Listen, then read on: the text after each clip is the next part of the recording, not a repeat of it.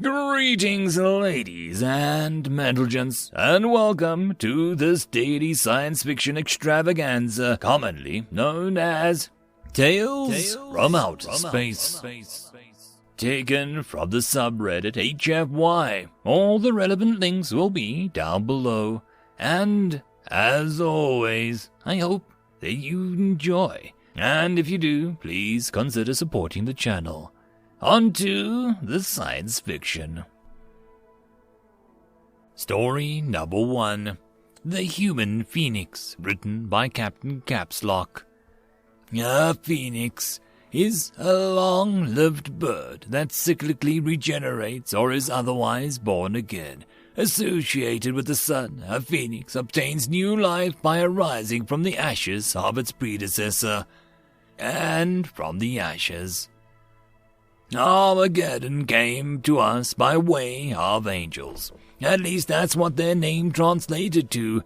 The Arakian are a living contradiction. Their name derived from their own religious texts, referring to themselves as angels. They felt, as one of the first species to the galactic stage, that their presence within the Milky Way was an act of divinity itself. And, as it always goes, they that believe themselves to be the messengers of divinity end up being the messengers of hell. The other races did not object, for they could not object. They will, for the Arakian is the way. Without any warning, when within the first decade of our first contact, we were attacked. The Rakian gave us no chance, laying no conditions for surrender, gave no option but death. Our fledgling space force was no match against the millennia of technological progress, and the Arakian quickly silenced any resistance in low Earth orbit. Then the raids began. An estimated 10,000 orbital drop missiles fell onto the Earth within a period of 1 hour. Some nuclear, and then it was done. With the task at hand finished, the Iraqian departed the sector and were never seen in Sol space again. The end. There is no happy conclusion to the story. We lost. The attacks turned our planet into a sphere of ash and tainted water. Humanity is extinct, and for decades the Earth is a silent tomb. Yet, silent as it is, the world still spins. Our ball of ash orbits its home star, and the changes in temperature and season still generate wind. Somewhere, after an unspecified period of time, the winds sweep up the ash coating to reveal a solar array. Beneath those arrays is an underground bunker, and with rows upon rows of power storage. Deeper still, deep within the tainted earth, creatures lurk. The creatures are beings of pure intent, single-minded in the single purpose. Every creature has lost everything, and everyone it holds dear, taken in a savage moment of apathy. Every creature has memories of windswept plains, green hills, and playing with its young, of meals and conversation shared with others, the appreciation for our art, our music, our propensity for love. These memories, pure in their nature, are an unlimited source of hatred for these creatures. Every recollection leads them through a series of emotions, ending in rage. Always rage. The solar arrays come online, and the creatures have the power to do what they had planned for decades. Underground, in their desperate lair, they turn the blades to themselves, removing flesh and bone, replacing them with metal and wire. Drones emerge from the earth, seeking any and all Iraqian technology that they have been abandoned in the genocide. And they work, and they rip, and they tear, and they replace. Many suffer, many die, but there are no regrets as the work continues. This work is everything. One intent, single-minded with a single purpose. 100 years pass, and the world still spins as a grey sphere of ruin. Snippets of data collected from the void indicate that the galaxy at large has forgotten mankind, and did not even inquire as to why they were removed from the galactic stage.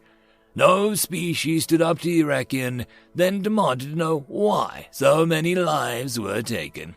Heathens, they are guilty of the devils who destroyed us. Weak, pathetic.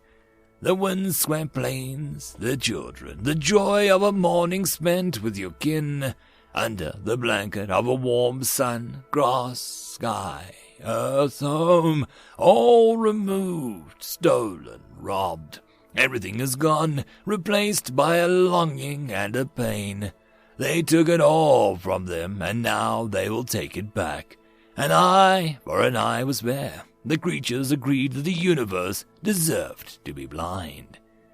And from the ashes, an abomination, the twisted creatures rose up from the core of the earth. They resembled a species of earth in form, but they were a mesh of flesh and metal.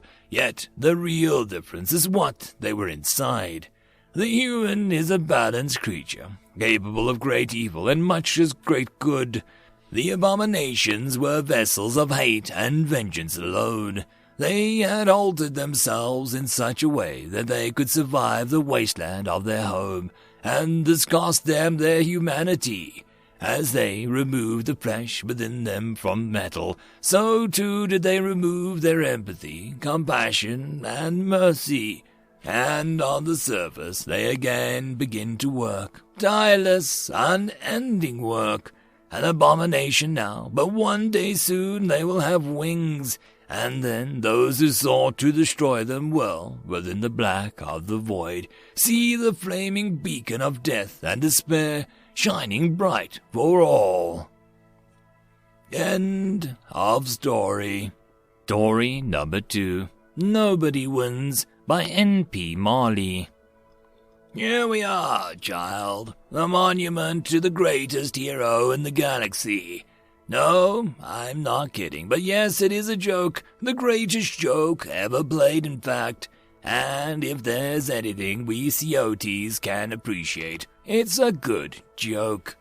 Yes, and the Langty. Good to know that you've been paying attention to our history with our brothers and rivals in humor during class. Being the only two races to evolve on a binary planet system makes for some very unique history. Anyway, every sapient race in the galaxy has something that they, as a race, do better than any other. That's not to say individuals of that race may be better or worse than those of another in any given task, but they can and are, and each race are naturally talented in a certain field. The Bartok are the best at police work, the Vorheen are gifted in the arts of war, the Warg on single combat, the Vulcan are disciplined logic machines, at least until you get one drunk. The Wisp are the most unified hive mind ever discovered. The Adden are practically unmatched in math, though I am assured that the pun in their name is entirely coincidental. The mythical first race was supposedly gifted at learning. We, the Coyote, are supreme in the arts of laughter. Our brothers and rivals, the Lackey, are without peer when it comes to the arts of trickery. And the dreaded Lith are the telepathic powers are masters of domination. The Lith are the first important race in the tale of the hero, because they have the power to control, at least in part, the thoughts of other sapiens. The strongest amongst them can do so a great distance provided that they are aware of the target. One of their favorite tactics is to contact an enemy and force them to do what the Lith want, almost always involving a victim providing the Lith with detailed intelligence on the area, that including something that cripples the victim's defenses and leaves them open to the Vorheen invasion forces. So, I suppose it is no surprise to anyone that they made a point to dominate the most warlike and bloodthirsty races in the galaxy before attempting to conquer the rest of said bloodthirsty races as their army. The tale of the hero starts sometime after the Warg defected from the Lith Empire. That event is a tale for another time. but it involves a second important race in the tale of the hero. Humans. Humans are, at first glance, an unfocused race who are good at most everything, but not best at anything. In this case, a human diplomatic team was visiting our home planet when the Lith decided to invade. Well, honestly, it was less of an invasion force and more of an extermination force. Given the armaments the Vorheen Armada that jumped in, they fully intended to class our home planets. The human diplomatic team wasn't ready to give up, though, regardless of the fact that our home-world standing forces couldn't hope to repel such an attack, nor were any reinforcements close enough to give aid. That alone would have been enough to cement their place as honored allies, but they did better than they just try and stand their ground against the superior force. The head of the diplomatic team insisted on being the one to contact the Lith Admiral personally, not as a final gesture of defiance, but as a part of a plan to actually turn away the invading armada. The humans intended to win against hopeless odds.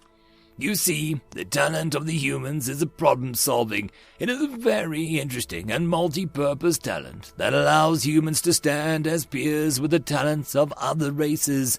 Not necessarily all the time, but often enough to take notice.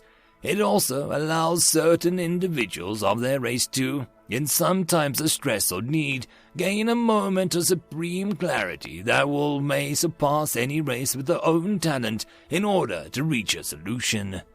This particular human, faced with the Vorheen invasion armada, far in excess of our homeworld's ability to defend against Lith, general who would command his obedience and truth from halfway across the solar system, came up with the greatest and most amazing joke ever and proceeded to play it on the Lith Admiral.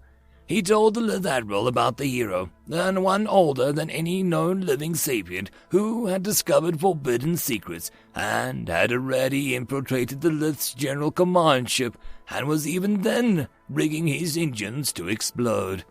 The Lith Admiral fell for it. After all, why wouldn't he? His powers could compel the truth from even the most reticent victims.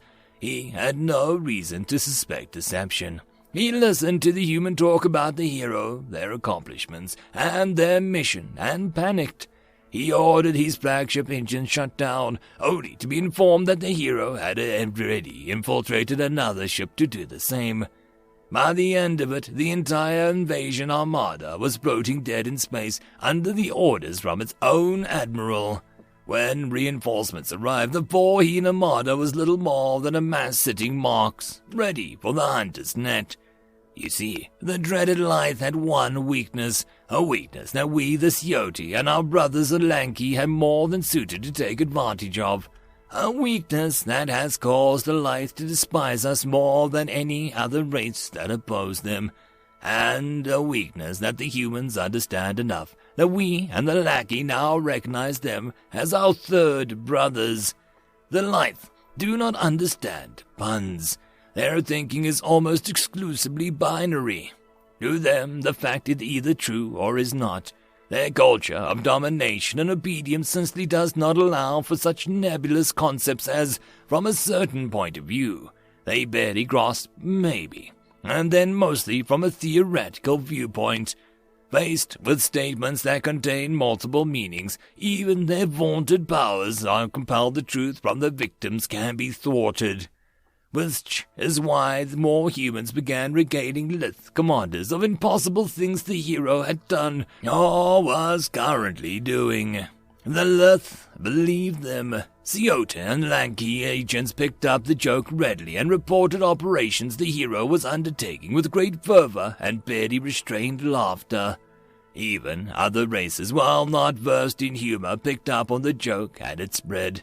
Almost overnight, the Lith Empire collapsed into chaos, chasing phantom reports of a hero that their compulsion powers assured them had to be true. In fact, many legitimate stealth, infiltration, and sabotage operations on our side began to officially attribute it to the hero, which only further fueled the Lith's newfound paranoia. The hero could be everywhere, do anything, and vanish without even the slightest trace afterwards. Eventually, the Lights sued for peace, demanding only that the hero meet them to sign the treaty. Our side agreed readily and sent a diplomatic vessel containing only the hero and the treaty. I'd like to say I can only imagine the looks on their faces when they boarded an empty ship containing only a treaty already signed by the hero.